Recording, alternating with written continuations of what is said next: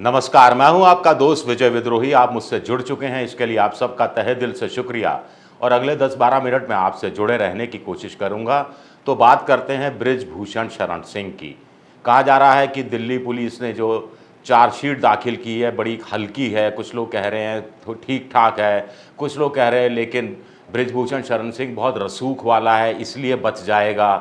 कुछ लोग कह रहे हैं कि अगले साल जनवरी में जब राम मंदिर का भव्य उद्घाटन होगा, तो अब अगर मुकदमा चल रहा होगा यानी फैसला अगर नहीं आया, तो भी क्या बृजभूषण शरण सिंह वहाँ पर बड़ी शान के साथ प्रधानमंत्री की बगल में बैठा दिखेगा, जैसा कि नए संसद भवन के दौरान वो समारोह के में बैठे हुआ था और सेल्फी खिंचवा रहा था सत्यमेव जयते की पृष्ठभूमि में। अब मोटा जो हमारा जो वीडियो है, मैं आपको एक बताऊंगा कि कैसे बृजभूषण शरण सिंह को अगर दिल्ली पुलिस चाहे तो सलाखों के पीछे भेज सकती है। सलाखों के पीछे भेजना और कम से कम 5 साल और जितनी धाराओं पर उसके खिलाफ मुकदमा है, उन सब में अलग अलग सज़ा हुई और अलग अलग चली, तो कैसे कम से कम 15 साल के लिए बृजभूषण शरण सिंह को जेल की सलाखों के पीछे रहना पड़ सकता है। उसके बाद 6 साल और वो चुनाव नहीं लड़ पाएगा, यानी ताउम्र बृजभूषण शरण सिंह की ऐसी पुख्ता व्यवस्था हो सकती है कि वो जेल से बुढ़ापे में छूट भी जाए तो भी चुनाव लड़ने लायक नहीं बचे। ऐसा क्या कर सकती है दिल्ली पुलिस? कुछ लोग कह रहे हैं कि दिल्ली पुलिस को ऐसा करना चाहिए। क्यों करना चाहिए? क्योंकि उसके कथित रूप से पाप धुल जाएंगे। पाप यह है कि एफआईआर दर्ज करने में देरी हुई, पाप यह है कि पॉस्को एक्ट के तहत जो मामला दर्ज किया नाबालिग लड़की का, उसके पिता को, उसके परिवार वालों को पर्याप्त सुरक्षा नहीं दी गई, क्योंकि उसके पिता ने आरोप लगाया कि उनके घर के बाहर लोग मोटरसाइकिलों पर घूमा करते थे, धमका रहे थे। साक्षी मलिक ने भी इसी तरह की आरोप लगाए और उनको बड़े लोगों से जान माल के नुकसान का खतरा था, लेकिन डर के मारे पिता ने कहा कि मैं ये बातें, उन लोगों के नाम भी सामने नहीं ले पाने की स्थिति में हूँ। तो दिल्ली पुलिस ने सुरक्षा क्यों नहीं दी? दिल्ली पुलिस ने जो एडिशनल चार्जशीट दाखिल की है पॉक्सो एक्ट वापस लेने के मामले में 500 पन्ने की, क्या उन सब चीज़ों में जिक्र है? क्या जिन लोगों ने धमकी दी उनसे पूछताछ की गई है? बड़ा सवाल उठता है कि जब बृजभूषण शरण सिंह पर यह आरोप उसका पिता अब भी लगा रहे हैं कि ट्रायल में, जो शायद दिल्ली में ट्रायल हुआ था, उसमें उसकी बेटी के साथ भेदभाव हुआ, ट्रायल में उसकी बेटी को जानबूझकर फेल कर दिया गया, हरा दिया गया। तो क्यों हरा दिया गया? किसके इशारे पर हरा दिया गया? मकसद क्या था? क्या मकसद फिर वही यौन शोषण करना था? ये तमाम सवाल हैं जिनके जवाब दिल्ली पुलिस की तरफ से हमें नहीं मिले हैं। हो सकता है कि कोर्ट में मिले, हो सकता है चार्जशीट में इसका जिक्र हो, और अभी सामने नहीं आ रहे। इसलिए हम पूरी तरह से दिल्ली पुलिस को एक तरफा अंदाज में आरोप, दोषी भी नहीं कह सकते, ये भी आरोप नहीं लगा सकते, लेकिन एक बड़ी चीज़ चाहे तो दिल्ली पुलिस कर सकती है। अब दिल्ली पुलिस ने पहले किया क्या है? 1500 पन्नों की चार्जशीट है, 70 से 80 गवाह हैं, टेक्निकल एविडेंस जुटाए हैं, फोटोग्राफ जुटाए हैं, तस्वीरें जिसमें बृजभूषण शरण सिंह भी है और शिकायतकर्ता पहलवान भी है।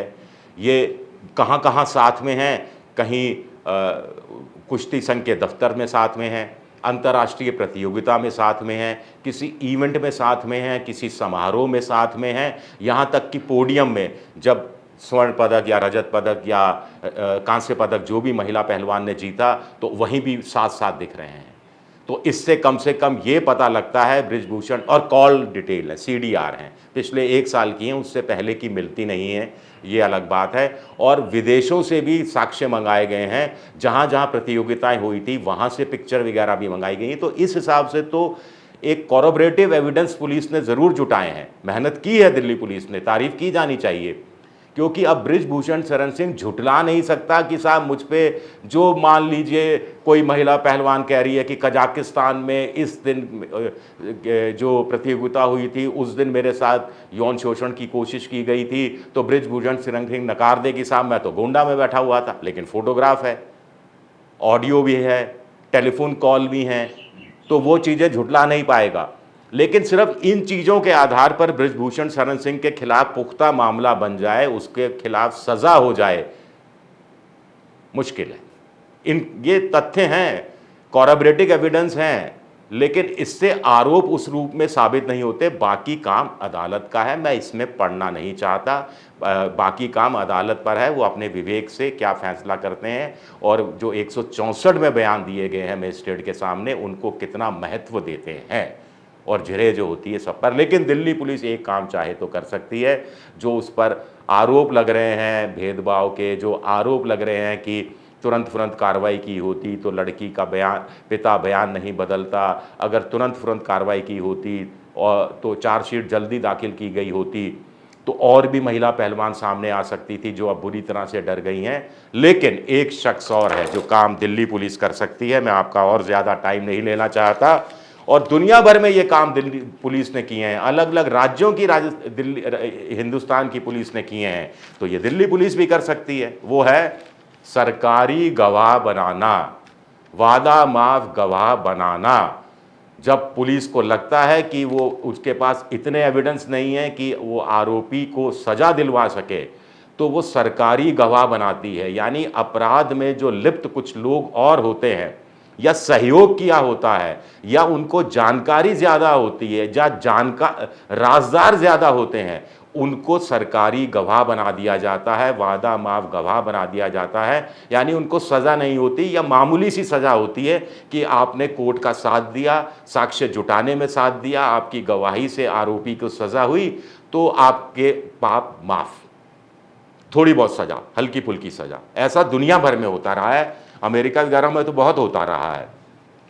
अमेरिका में तो अगर आरोपी खुद जांच में सहयोग के लिए तैयार हो जाए तो उसकी सजा कुछ कम हो जाती है। तो खैर, इसमें सरकारी गवाह किसे बनाया जा सकता है? स्वाभाविक है, क्या नाम है इन शख्स का? विनोद तोमर, असिस्टेंट सेक्रेटरी हैं, उनको सरकारी गवाह बनाया जा सकता है। क्यों बनाया जा सकता है? क्योंकि उनके खिलाफ भी जो आरोप हैं वो भी बड़े गंभीर हैं। एक सेक्शन 109 के तहत है, एक 506 आईपीसी के तहत है। इसके अलावा 354 है और 354 ए है। 354 ए और 354 ये बृजभूषण शरण सिंह पर भी आरोप हैं, 354 डी के अलावा। तो अब 354 क्या कहता है? 354 कहता है कि जब कोई किसी महिला के शील भंग करने के इरादे के साथ उस पर हमला करे, गंभीर किस्म का आरोप है जिसको 2013 के बाद और सख्त कर दिया गया, तो उसको ऐसे शख्स को कम से कम 1 साल और ज़्यादा से ज़्यादा 5 साल तक की सज़ा हो सकती है। इतना सख्त कानून है ये। और ये नॉन बेलेबल है, यानी ये गैर जमानती अपराध है। इसमें जज साहब की डिस्क्रिशन पर है कि वो जमानत देते हैं या नहीं देते हैं, और ये कॉग्निजेबल ऑफेंस है। इसका मतलब बिना वारंट के पुलिस गिरफ्तार कर सकती है। तो विनोद तोमर पर इतना सीरियस एलिगेशन है, अगर प्रूव हुआ तो तोमर भी बृजभूषण के साथ 1 से लेकर 5 साल तक, मैक्सिमम सजा 5 साल तक अंदर जा सकता है। और जिस ढंग से हाई प्रोफाइल केस बन गया है, ऐसा लगता है कि 5 साल के लिए ही अंदर जाना पड़ सकता है। दूसरा है सेक्शन 354 ए, जो बृजभूषण पर भी लगा है और लगा है विनोद तोमर पर भी।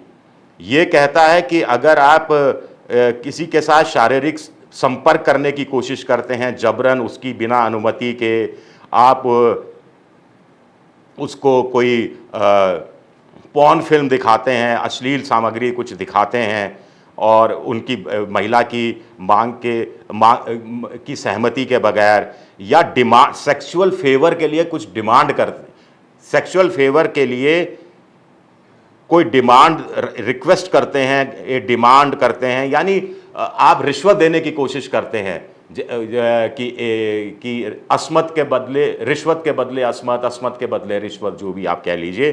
तो ये गंभीर किस्म का आरोप है और इसमें भी 3 साल तक की सज़ा हो सकती है।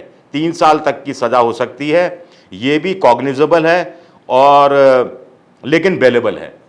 अब विनोद तोमर के खिलाफ 2 आरोप और हैं, इससे भी बचेंगे नहीं। तो यानी पहले मामले में अधिकतम 5 साल, इस मामले में अधिकतम 3 साल, कुल मिलाकर जोड़ते जाइए 8 साल के लिए विनोद तोमर अंदर जा सकते हैं अगर आरोप सिद्ध पाए गए तो। बार बार कह रहा हूं, सब कुछ अदालत पर है, अदालत के प्रति सम्मान की कोई भावना नहीं है। अगर आरोप सिद्ध पाए गए तो ये आशंका विनोद तोमर पर तलवार लटक रही है। 2 मामलों में ही 8 साल मैक्सिमम पनिशमेंट मिली जेल जाने की। आगे 506 है सेक्शन का, जिसमें 2 साल तक की सज़ा हो सकती है, मैक्सिमम पनिशमेंट की बात कर रहे हैं। और ये अबेटमेंट वाला है, सेक्शन 109, ये कॉग्निजेबल है, बेलेबल है, और इसमें ये ऑफेंस क्या है, क्या आरोप है, और किस ढंग से अबेटमेंट यानी बहकावा, उकसाना, बहकावा, बहकाना, ये सब चीज़ें ये कोर्ट पर डिपेंड करता है। तो कुल मिलाकर देखा जाए तो अधिकतम सज़ा विनोद तोमर को मिली तो 10 से लेकर 11 साल जेल में बिताने पड़ सकते हैं, और वो बिल्कुल करीबी रहा है। वो बृजभूषण शरण सिंह के साथ साए की तरह लिपटा रहा है। देश में प्रतियोगिताएं हो, टूर्नामेंट हो, ट्रायल हो, कुछ दूसरी चीज़ें हों, और बाहर प्रतियोगिताएं हो, वो उनमें आम तौर पर जाता रहा है, देश के अंदर भी जाता रहा है, और उसको एक एक हरकत की जानकारी रहती है। यानी बृजभूषण शरण सिंह का जो भारतीय कुश्ती संघ का दिल्ली में दफ्तर है, जहां उसका सांसद के तौर पर खुद का घर भी है, वहां पर कब कौन आया, क्या आया, कैसे आया, ये सब जारी जानकारी विनोद तोमर के पास हैं। सीने में सारे राज दफन हैं, और बृजभूषण शरण सिंह बिल्कुल नहीं चाहेंगे कि विनोद तोमर अपनी ज़बान खोले, क्योंकि तोमर ने ज़बान खोली तो लंबा नप सकते हैं बृजभूषण शरण सिंह। तो वो अपना मुकदमा भी पैसे के बल पर जैसा बड़ा वकील लेकर लड़ेंगे, और तोमर साहब को भी एक बड़ा वकील दिलाएंगे। अब दिल्ली पुलिस चाहे तो विनोद तोमर को तोड़ सकती है, विनोद तोमर को सरकारी गवाह के रूप में पेश कर सकती है, बशर्ते दिल्ली पुलिस के पास ठोस सबूत हों। और दिल्ली पुलिस वो कोने चुपके से दिखा सकती है विनोद तोमर को कि साहब लंबे नपोगे, ये सबूत हैं, ये तमाम चीज़ें हैं, सहयोग दो, हमारा सहयोग दो, महिला पहलवानों का सहयोग दो, अदालत का सहयोग दो, सहयोग करो और मुक्ति पाओ। क्या ये काम दिल्ली पुलिस करेगी? बड़ा सवाल उठता है। क्या ये काम दिल्ली पुलिस को कम से कम कोशिश करनी चाहिए? विनोद तोमर टूट जाएगा आज की तारीख में नहीं कहा जा सकता। विनोद तोमर सरकारी गवाह बनने के लिए तैयार हो जाएगा आज की तारीख में नहीं कह सकते, क्योंकि जिस ढंग से बृजभूषण शरण सिंह नकारते रहे हैं कि उन्होंने कोई गलत काम नहीं किया है, कोई आरोप उन पर सिद्ध नहीं होता है और कोई सबूत नहीं है, ऐसी ही बात विनोद तोमर भी परोक्ष रूप से करता रहा है। लेकिन अगर ऐसा हुआ तो कहानी क्या होगी? चलिए, शुक्रिया आप सबका मेरा ये वीडियो देखने के लिए। अगर लाइक कीजिए, सब्सक्राइब कीजिए, शेयर कीजिए अगर पसंद आता है तो, और फॉरवर्ड भी कीजिए अपने ग्रुप्स में, और बेल जैसी घंटी जैसी आकृति, बेल जैसी, इसे दबा दीजिए प्लीज़, ताकि नया कोई वीडियो आए तो आपको तुरंत नोटिफाई हो जाए, आपको तुरंत जानकारी मिल जाए। विद्रोही 7 मेरा ट्विटर हैंडल है, इंस्टाग्राम पर विजय विद्रोही 7 के नाम से हूँ, और फेसबुक पर भी मेरा पेज है विजय विद्रोही पेज। शुक्रिया, बहुत बहुत शुक्रिया।